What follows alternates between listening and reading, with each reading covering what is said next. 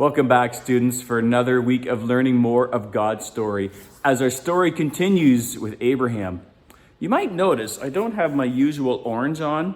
It's getting kind of cold outside, so I'm on a remote location right now. But back to the story.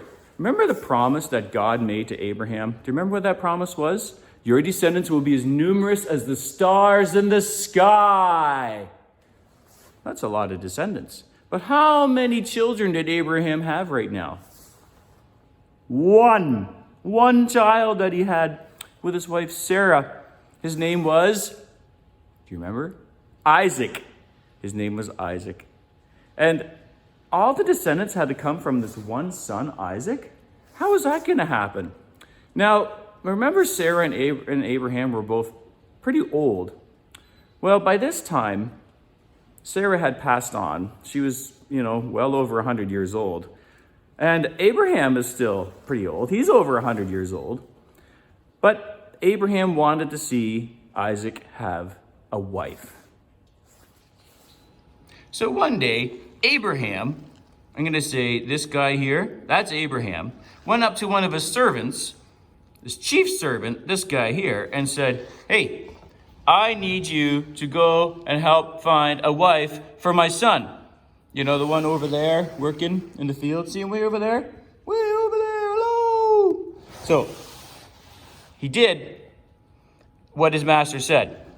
And the servant said, "Okay, I'm going to jump on this camel." Look at camel and say, I'm going to go on a long journey. A long journey. So, Abraham's servant kept going on his long journey from the land of Canaan back to the land of Mesopotamia, where Abraham came from originally. And there he goes on his long journey. And as the servant is traveling, he's wondering, how will I find a proper wife for my master's son, Isaac? But I pray God will lead me. The servant was very faithful and loyal, both to his master Abraham and especially to God, as he continued his journey to the land of Mesopotamia.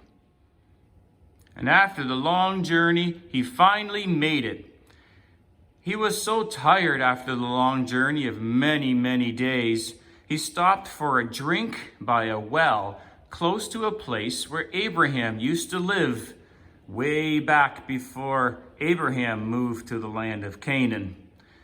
And as he was there, he prayed to God. He said, "God, may a woman come who will give me some water, but not only me, but also the camels. And God, I pray that this will be the woman that will marry Isaac."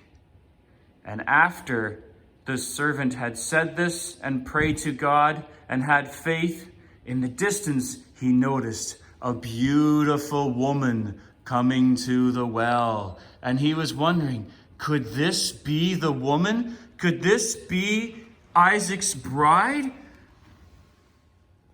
The woman, whose name was Rebekah, did come and gave some water to the servant and then said, "Can I also give some water to your camels?" Oh, the servant was so happy. He's like, "God, you answered my prayers. This is the woman that will marry Isaac." So the servant told the story to Rebekah, the long story of Abraham and his son Isaac, and how God had sent him on this journey to try to find them a wife. And Rebekah believed in God too. Oh, they were so happy about this. And Rebekah said, "Well, let's go talk to my father and my brother and talk about your journey and God's prayer." And all that happened. So they did do this. They went back and talked about this story. And the whole family, they agreed that this was from God and that they will obey God. So back to the land of Canaan they traveled. You might be worried that I might put you through the long, treacherous journey of traveling back from Mesopotamia back to Canaan, but I won't. We're going to get there in a flash.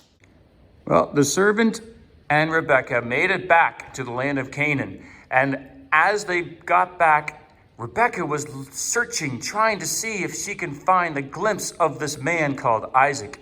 And she looked over, and way off in the fields, she saw love at first sight. Isaac looked.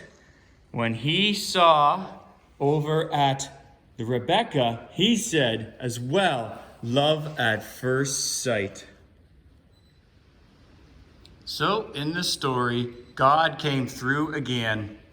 Isaac didn't know if he would find a wife, but Abraham had faith that God would provide, and God did provide a wife for Isaac, as Rebecca now has a husband, all supplied by God. It's amazing how God works in mysterious ways, ways we would not normally expect. But I hope you learned a lot from this story. Have a great week.